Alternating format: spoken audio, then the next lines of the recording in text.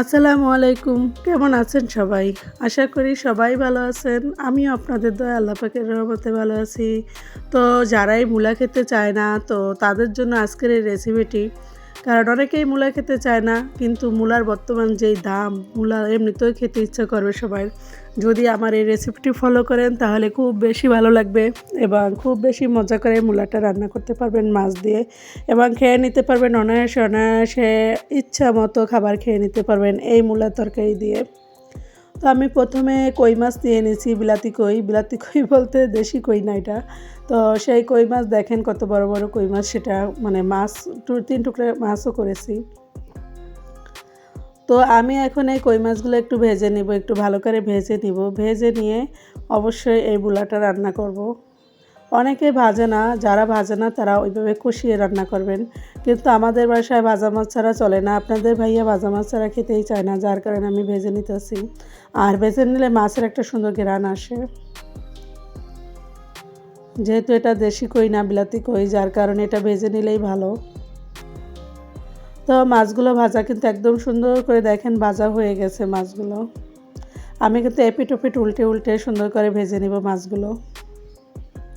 এভাবে উল্টে উল্টে মানে ভেজে নিলে কিন্তু খুব বেশি ভালো লাগে। তো আমি মাছগুলো তুলে নিব, ভাজা হয়ে গেছে। অবশ্যই মাছে একটু সামান্য পরিমাণ হলুদের গুঁড়া এবং লবণ দিয়ে ভেজে নেবেন, তাহলে মাছটা আর ভাঙবে না। তো আমি এই পাত্রে কিন্তু রান্না বসিয়ে দিব। তো পরিমাণ মতো পেঁয়াজ কুচি এবং মরিচ কুচি দিয়ে নিলাম, দিয়ে অপেক্ষা করব এটা একটু ভাজা ভাজা হওয়া পর্যন্ত। তো ভাজা ভাজা হয়ে গেলে আমি কিন্তু তৈল আর দিইনি, যার কারণে আবার একটু তৈল দিয়ে নিছি।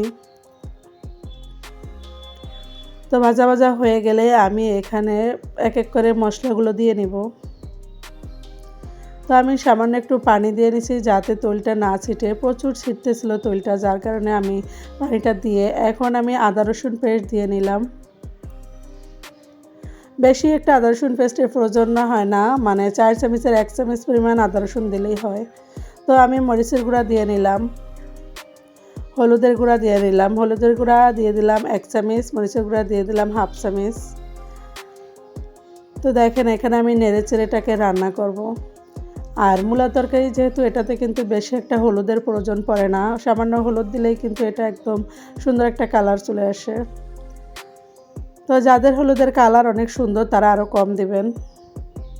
তো আমি নেড়েচেড়ে সুন্দরভাবে মূলাগুলো দিয়ে নিব, মূলাগুলো দিয়ে একদম সুন্দরভাবে এটাকে নেড়েচেড়ে কষিয়ে রান্না করব। এভাবে যে মূলা তরকারি রান্না করবেন সে জীবনেও এই মূলা খাওয়া ভুলবেন না এবং এই মূলার প্রেমে পড়ে যাবেন। আমি কিন্তু আগে মূলা খেতাম না, মানে মূলা তরকারিটা আমার একদম অপছন্দ ছিল, কিন্তু যখন নিজেই মানে কীভাবে শিখে গেছি জানি না, মানে একা একাই যখন রান্নাটা শিখে গেছি তখন থেকে মূলা তরকারি আমার অনেক বেশি পছন্দ। আর মূলা তরকারির যে ঝোলটা আমার কাছে এত বেশি ভালো লাগে। যারাই আমার ভিডিওটা দেখা শুরু করছেন এখনও একটা লাইক দেননি, প্লিজ একটা লাইক দিয়ে দিবেন। কারণ আমার ভিডিওতে কমেন্টের পরিমাণ অনেক বেশি চলে আসে, কিন্তু লাইক একেবারেই থাকে না। লাইক কম পাকে 20-25টা কম থাকে। তো এই কথাটা কিন্তু আমি অনেক ভিডিওতে বলছি, কিন্তু তারপরে একই অবস্থা। তো এই জন্য বলবো প্লিজ লাইক দিয়ে ভিডিওটি কন্টিনিউ করবেন। তো আমি নেড়েচেড়ে কষানো হয়ে গেলে আমি পানি দিয়ে নিছি পরিমাণ মতো। আর মূলা তরকারিতে বেশি একটা ঝোলের প্রয়োজন হয় না, মানে পানির প্রয়োজন হয় না, যার কারণে পানি আন্দাজ মতো দিবেন, যে পরিমাণ ঝোল রাখবেন সেই আন্দাজে।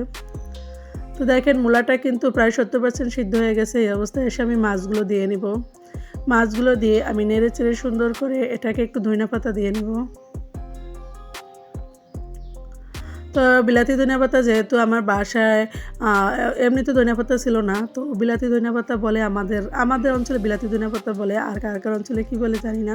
সেটা আমি ছোটো ছোটো করে কুচি কুচি কুচি কুচি করে একদম কেটে দিয়ে আমি ঢাকনা দিয়ে দেবো।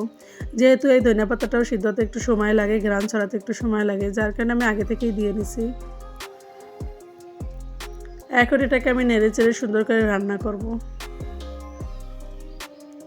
মূলাটা কিন্তু অনেকটাই সিদ্ধ হয়ে গেছে, রান্নাটাও কিন্তু প্রায় হয়ে গেছে। আর তরকারিটা কিন্তু দেখতে অনেকটা লোভনীয়, মাশাআল্লাহ চমৎকার একটা তরকারি। কই মাছের এইভাবে যদি আপনারা মূলা তরকারি ঝোল রান্না করেন ঝাল ঝাল, সেটা খেতে কিন্তু শীতের দিনে মাশাআল্লাহ চমৎকার লাগে।